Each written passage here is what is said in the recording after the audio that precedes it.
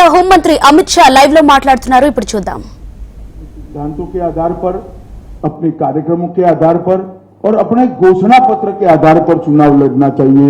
Fake video circulate कर नहीं, Bharatiya Janata party के घोषणा पत्र को तोड़ मरोड़ कर जनता के बीच में झूठे तरीके से रखकर चुनाव नहीं लड़ना चाहिए। 1 मिनट के लिए ये वीडियो, दोनों ओरिजिनल वीडियो और फेक वीडियो मैं आप सबके सामने रखना चाहूंगा। उसके बाद में आपसे सवाल जवाब लेंगे। धन्यवाद। मैं यहाँ कहकर जाता हूँ, भारतीय जनता पार्टी आवाज भाई तो एक गैर संवैधानिक मुस्लिम रिजर्वेशन को हम समाप्त कर देंगे। भाई फिर से करना पड़ेगा, आवाज नहीं है। तेलंगाना के मैं यहाँ कहकर जाता हूँ, भारतीय जनता पार्टी की सरकार बनेगी तो एक गैर बंद करो भाई, आवाज ठीक करो। पहले सवाल जवाब कर लेते, बाद में वीडियो दिखाते हैं, वैसे आप सबने देखा हुआ ही है।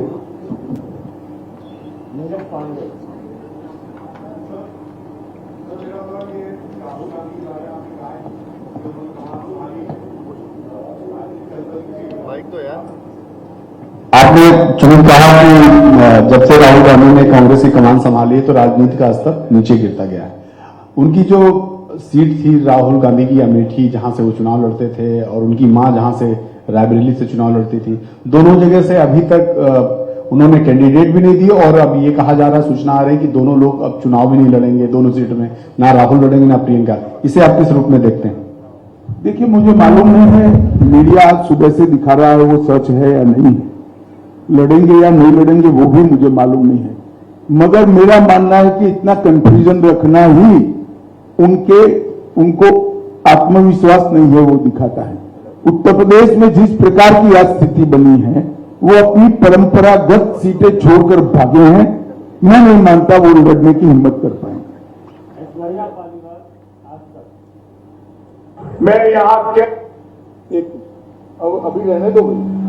कहकर जाता हूँ, भारतीय जनता पार्टी की सरकार तो एक गैर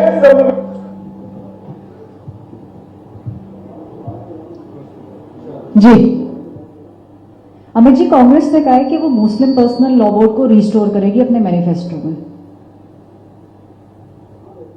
देखिए, कांग्रेस पार्टी शुरुआत से अपीसमेंट की पॉलिटिक्स कर अपना बचा खुचा जनाधार संभालना चाहती है, बचाना चाहती है, समेटना चाहती है। पर्सनल लॉ हमारी संविधान सभा ने देश के विधानमंडलों और देश की संसद को आदेश किया था कि जब भी अनुकूलता खड़ी हो, इस देश में यूसीसी यूनिफॉर्म सिविल कोड लाया जाए। संविधान सभा में ज्यादातर सदस्य कांग्रेस के ही थे, वहीं यह निर्णय हुआ था, क्योंकि किसी भी पंथ निरपेक्ष देश के लिए धर्म के आधार पर कानून ठीक नहीं है।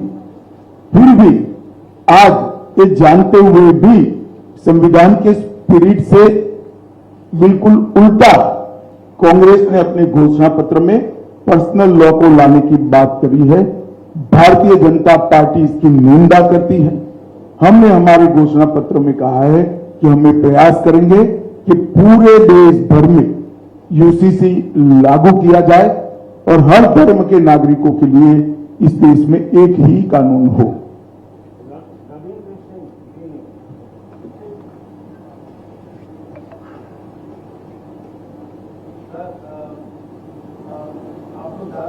नारा लगा रहे हैं, उसमें लक्ष्य रखे हैं, उसमें कर्नाटक की बात भी आपने कही है। कर्नाटक में आपके सहयोगी जेडीएस के एक नेता रेवन्ना के कई आपत्तिजनक वीडियो का दावा कांग्रेस कर रही है और उसको लेकर आप लोग पर भी आरोप लगा रही है कि उनका बचाव कर रहे हैं। देखिए, श्री रेवन्ना का जो समाचार पत्रों में और चैनलों में चल रहा है वो बिल्कुल आघातजनक है। ऐसा सहन किया ही नहीं जा सकता और भारतीय जनता पार्टी का स्टैंड बहुत स्पष्ट है। हम देश की मातृशक्ति के साथ खड़े हैं, देश की नारी शक्ति के साथ खड़े हैं।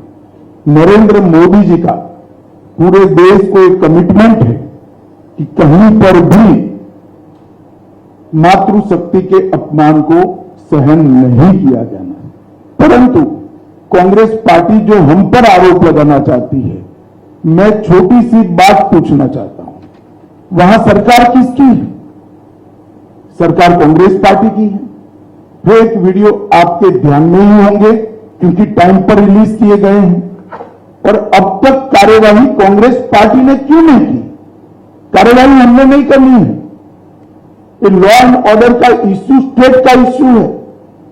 प्रियंका जी हमसे सवाल पूछ रही है, मैं प्रियंका जी को कहना चाहता हूं, नरेंद्र मोदी जी और मुझसे सवाल पूछने की जगह आपके मुख्यमंत्री उप मुख्यमंत्री को सवाल करिए कि आपकी सरकार क्या कर रही है, क्यों जांच नहीं हो रही है। हम जांच के पक्ष में है और हमारे साथी दल जेडीएस ने भी उन पर कदम उठाने की घोषणा की है। आज शायद उनकी कोर कमेटी की मीटिंग है और कदम उठाए भी जाएंगे। इस प्रकार की घटनाओं को सार्वजनिक जीवन में, समाज में या निजी तौर पर कहीं पर कोई स्थान नहीं होना चाहिए। कठोर से कठोर कदम उठाने चाहिए।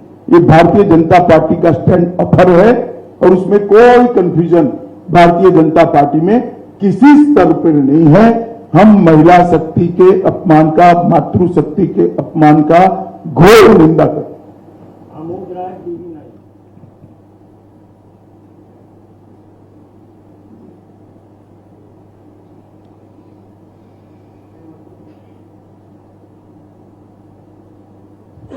गृहमंत्री जी, एक कांग्रेस फेस्ट में खास जो सिविल कांग्रेस मैनिफेस्टो में एक बात उठाई गई है कि जो सिविल कॉन्ट्रैक्ट्स है उसमें भी मुस्लिमों को के लिए स्थान दिया जाएगा, प्रायोरिटी दी जाएगी। इसको लेकर क्या कहेंगे? देखिए, मुझे लगता है कि कांग्रेस पार्टी जीतने के डेस्परेशन के अंदर सामान्य विवेक भी खो चुकी है। जो कॉन्ट्रैक्ट है वो तो कौन फर्स्ट लोएस्ट है, सेकंड लोएस्ट